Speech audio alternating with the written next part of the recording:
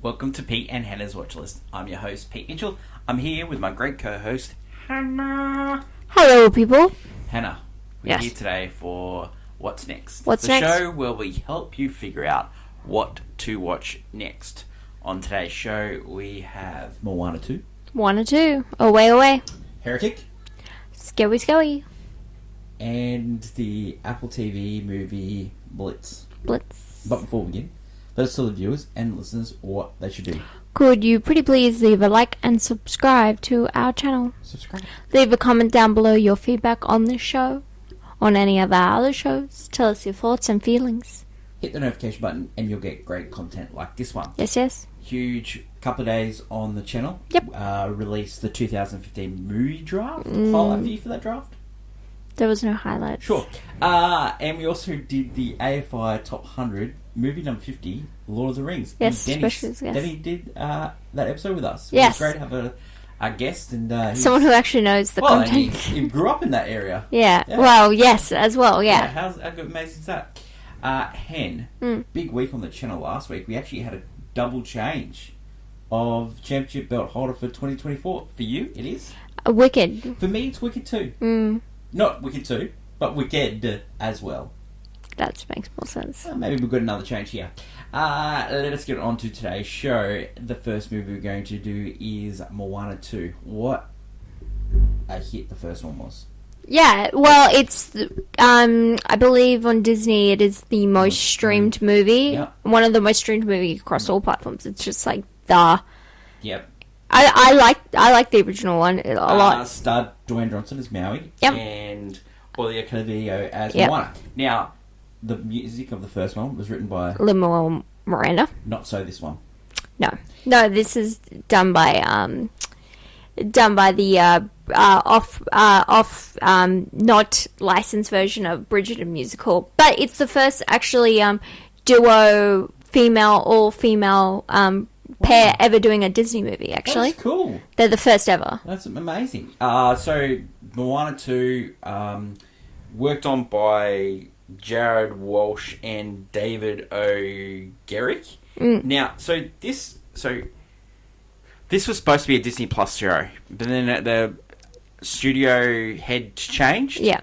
And they said, no, let's make this movie. And it's been a huge hit all around the world. Okay, the elevator pitch for this movie, Moana, has gone on a trek to look for other tribes. Yeah. Other people. And she's found a little bowl that proves that there is some out there. Yeah. And then so she gets a new crew together and tries to find people. Yeah. Yeah. Yeah. Reasons to see this. Oh, I honestly think it's exactly what it is supposed to be, which is if you liked Moana, if you liked Maui, you just want more of them. Perfect. This is what this is. So I think if you love Moana and you love Maui, them together, it's great when they're on the screen. But reasons not to. It's quite serviceable. Reasons not to, which don't matter in the end. Reasons not to see this, Matt, is that there's a lot, and you could go down to just Disney's practices, but this movie is really terrible at pacing, because, again, you can feel moments where this was supposed to be a show, and you were supposed to end here and then go to the next episode. Yeah. On IMDb, when you're searching up the directors and stuff, one of them says one episode. No,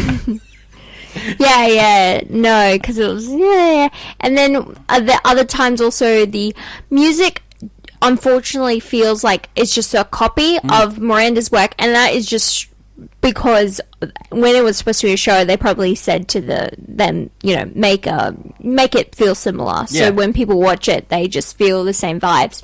Because a big point of this movie is that it follows the same footsteps with the first movie without the, I guess, the emotional weight and the kind of like the moments. So Moana and Maui kind of had their own problems they were dealing with, and by the end of the first movie, they managed to overcome, parts of themselves and grow as people. Yeah, for sure. And in this one, it's like there's no growing. They're just doing something on a voyage, and she's just on a voyage, and then he shows up again, and it's just the same beats, and it's fun. it's not really, I wouldn't say it's laugh out loud funny, and also the animation at times you can really see that it wasn't done in house. It was done somewhere else, because you can notice just in the water and in the character animations, even background characters, it's just, yeah, you notice it's like, you know, it's not up to, I guess, a Disney quality standard of work. Not to say it's not bad, it's just that it isn't what Disney is known for, which are being, they're supposed to be the, you know, the best of this craft, and they're not, and this is obviously not, this is obviously supposed to be a show that was turned into a movie quickly, and then it's also not thought out, because if it was it almost also feels like they're just setting it up for what is essentially Moana 3, because they want to expand it for some reason, and like, you can do that, but this movie didn't do a good job of it. It just was just, it was just playing by the numbers, playing it safe. I don't think that even if it was from the start made as like, oh, we're going to make this in a movie, I don't think it would have been as good as the first one, or even as good, just good. If it was a movie, they pitched it as a movie, it was going to be like the big next sequel, you'd probably still have Lemon. He might come back. Maybe. Or they get people that they know, or they tried and change it, because they were just going to make it a really safe Disney Plus series. Yeah. Which I also find strange, because if everyone's watching Moana Disney Plus, they're going to continue to watch Moana to, you know, the Moana TV series. Yeah. But it doesn't bring new people in. That's what was also strange about it. It makes more sense to just make a sequel, but they weren't. They were making a series. Yeah, sure. So, yeah, it just seems silly. Like, a lot of the practices seem silly. Yeah. And it's soul-crushing, because it does not matter what we say, or what anyone says about this movie, because people are going to see it regardless. This is... Yeah. And it's sad because... this movie was not made in-house. And so Disney might be like, oh, we can kind of scrimp the barrel and try and do... Yeah. We don't need to be putting all our money and effort into making... Because their last two original blockbusters were Strange World, which no one cared about, which bombed significantly, and then Wish, which also bombed significantly. And... they were fine, but the movies themselves, they just had no direction. There's no originality, they're following in the same footsteps. Do you know what the negative of this whole thing is? Like, it just proves that IP and sequels work, and even if they're good or bad, people just lap it up, and no wonder why it's hard, especially kids. Yeah, because we had Inside Out 2, which is just the same movie. Yeah. And we had the Despicable Me 4, which is just not as good. Yeah. And and this, and like, the only kids movie, like, there have been some. The only kids movie that came out with an original idea that was good. Wild Robot. But not as successful as the last one. But not as successful, because it was just, it was first. But, it was new. So, we brought it up on Movie News last week, but a lot of people have brought it up online as well. Like, it's going to be the first year where all the top 10 is IP sequels or prequels. And, like, I know that is really depressing, but... it's just the fact of the matter. It's harder to launch stuff. People feel more safe to go seeing something they already know. And you know why? It's a lot of money to go to the movies. You don't want to pay out money to go to see, and you're taking a kid. So it makes more sense to... But with these sequels, they're putting a lot more money in them. Yeah. But they're putting a lot more money into original ideas and IP, and they're not doing well. Yeah. Because why are you putting it in original ideas? Like... A problem with a lot of movies that have come out is that they're expensive to make. Yeah. Especially sequels, because, people want more money. But a sequel could make that back. Because people feel safe going to see the second movie. Yeah, and they've seen Moana like 1,000,000 times on Disney Plus. And so it feels weird that we do spend a lot more money on an original movie, because we know, like, unless it has a back catalogue of fans, like Wicked did, or like It Ends With Us, like, unless it has that fan base going into it, you're going to struggle a bit to 100%. Get people to be like, this is a new movie, it's really good. But, like, I don't know these people. Like, it's really hard to give a review like watch or miss or something like that, because people are just going to go see it anyway. But for what it's worth, I think it's a miss, and I think rating is I played on my phone. Yeah, it's the most serviceable sequel, and even in the great stream room for kids. even the pantheon of Disney sequels, I wouldn't rate it high. Yeah, because even when they did direct-to-DVD sequels, Disney did, some of them were good. One of them, two of them were good, but I still would enjoy them more because they were meant to just be cash grabs. And well, if you don't know this, Moana 2 is all around the world. Yeah, pretty much. And highly successful. The next movie we're going to talk about, we finally got it in Australian cinemas. It's called Heretic. Yes. This movie stars Hugh Grant. It does. And the elevator pitch for this movie is there's two missionaries that are working for the Jesus Christ of the Latter-day Saints, Mormons. And they're going door to door to try and convert people. Yeah. And they find this guy who's asked for more information, and they end up going in his house, and it's kind of like go awry from there. Cat and mouse guy. Hugh Grant, awesome. He is, isn't he? Awesome. It's really nice to see Hugh Grant in a movie like this because you always find him like he's always been the charmer or the arrogant Brit sort of type, and so he's pretending to be just this guy. That you're like, oh, he wants to know more about the church, and then, oh, wait, no, he is kind of sinister and wants to basically challenge your beliefs. Yeah, this movie has really interesting ideas. The concept and the idea of this movie, initially, really good. Yeah. A really good setup, like the whole belief, disbelief, like what do you choose, like what will happen, and and he's playing this cat and mouse game with them, it's really interesting. These guys come up with good ideas. These the guys that did this is Scott Beck and Brian Woods, and they came up with the idea for A Quiet Place. Which is brilliant. Also came up with the idea of 65, so not every idea is great. No. Great idea, terrible execution of it. Sophie Thatcher plays Sister Barnes. Now, Sophie Thatcher is in Yellow Jackets. Oh, yes. And you've got Chloe East. She is Sister Paxton, and she was in The Fabelmans. Yes. Now, this movie is well-paced. It's a great idea. Yeah. It... Hugh Grant is amazing in it. I think the girls are really good in it as well. They play their role perfectly. There's a little bit of twists and turns. It's not, I would say, scary, but it's thrillerish. Yeah. I would have, initially with this movie, the only thing I find it's lacking is those big moments, those set moments. There feels a lot more talking for the initial build-up until you finally, you get into the game, so to speak.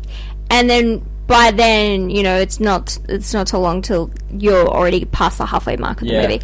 And so I found that it needed to have more moments where you're on the edge of your seat. You're like, oh, what's going to happen next? Or where's she going to go?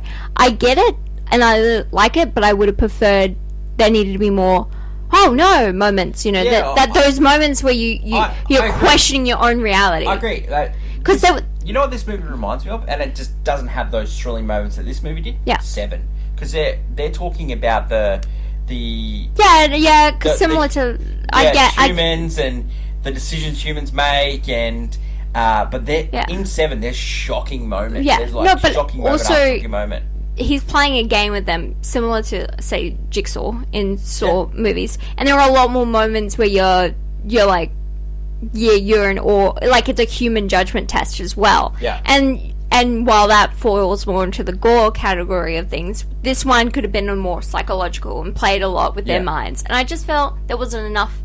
Because he does this big thing where he tries to play with their belief in creating a miracle. And I feel like there needed to be two or one more of those moments to really shake them into believing or not believing, whatever.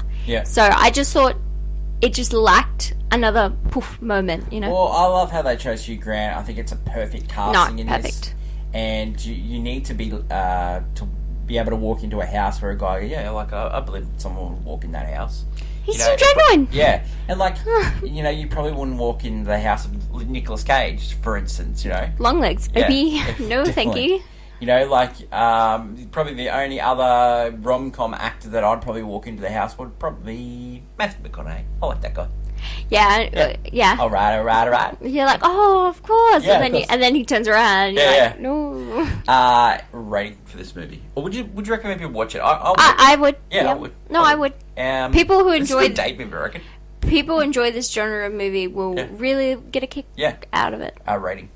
I don't know. Go. I reckon it's a golf club. It's a golf club because I really like the execution of this movie. Yeah, it is. I just find it just lacks an oomph factor. Heretic is in Australian cinemas now, and I think you can get it on VOD in the States. So yeah. Enjoy. The next movie we're going to talk about is Blitz. Now, Blitz is directed by Steve McQueen, who did 12 Years a Slave. Yep. Yeah. Yep. It stars Saoirse Ronan. Yep. We like her. Harris Dickinson's in this movie. Oh, yeah. Yeah. Now, this movie, the elevator pitch, it is set in World War II when Germany is bombing London. Now, it is streaming on Apple TV+. Yes. So you can watch it at home. It goes for 2 hours. It's gripping. It's a thriller. It is set around this family who are living in London. Mum is a really cool singer. Mm-hmm. She's working in a factory making bombs. Yep. And her son is still with her, and all the other children have been sent away. And one night, in one of the bombing raids, they struggle to find a spot in the shelter, and then the grandfather says, hey, this is not fair, you've got to send your son away to go. They were living out in the farmlands, and so they were away from what was actually happening in town. So she finally reluctantly sends her son away. Oh no. Yeah, so he gets scared and he runs away, and then it's all about her finding out where her son is and him finding his way home to his mum. Yeah. The son is played by Elliot Heffernan, who this is his first movie, and he is really good in this. Yeah. He is fantastic in this. This is his first ever movie. He did a great job. Saoirse Ronan is amazing in this movie. As always. There's also Stephen Graham. Yep. Who's in this movie. Benjamin Clemente. He plays love him in this movie. Harris Dickinson definitely underutilized in this movie. He plays a fireman who has unrequited feelings for the mum. It's a movie about race as well, because George, who Elliot Heffernan plays, his mum is Saoirse Ronan, and his father was from Grenada, Caribbean. Yes. So there's half race there, sort of thing like that. So he's picked on as a kid, and his father was deported. So all these things are going into it, and it is perfect for the times that we live in as well. I would have loved to see this on the big screen. Steve McQueen does a great job. He was amazing with Widows and 12 Years a Slave. Yeah, they were big ones. Yeah, he does a really good job. I actually really enjoyed this movie. I can definitely recommend it on Apple TV+. They do it again. They originally produced this for the movies, but Apple TV+ just went and bought it and so put it on their service. Took it, yeah. Steve McQueen writes, he directs, he does it all, and there's a Hans Zimmer score. Ooh. And Hans Zimmer, he was a immigrant as well. And so you sort of you can definitely tell the emotion in the score, and he does a fantastic job. I recommend it's a watch, and I think it's definitely a golf clap, and would love to see Elliot Heffernan in more roles. Yeah. Because he did such a great job, and it's highly believable what that kid goes through. There's some negative reviews out there that it's sort of Dickens sort of quality of the villains in the story. Of course, okay, yeah. But I guess child's perspective kind of thing you could go with. Is. Yeah, that's why you could go the Dickens quality. But yeah, Blitz is now streaming on Apple TV+. That is it for today's show. 3 movies for you to look at. Moana 2 in cinemas, Heretic, which is in cinemas in Australia, and VOD in the States. And you've got Blitz, which is currently streaming on Apple TV+. Yes. Tomorrow, movie news, and we'll preview a couple of movies. We've also got AFI Top 100, and that is Intolerable. Yep. 1916, and if you want to watch that before listening to the episode, you can watch it on YouTube for free. Yeah, you might just want to listen along. 3-hour silent movie. Yep. Great times. Long live cinema. Thank you to my lovely co-host Hannah. Until we meet again, it's bye for now. Bye.